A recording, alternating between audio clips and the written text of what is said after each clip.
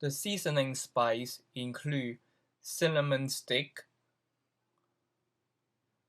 star anise, and whole coriander seeds.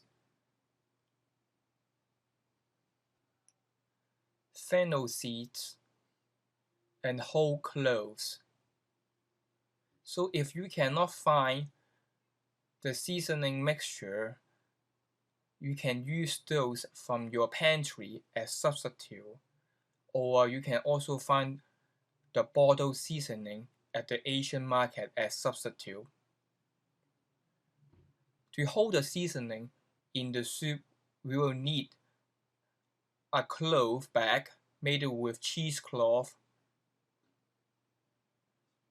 so that you won't see the little piece of spice floating on the soup when the soup is done.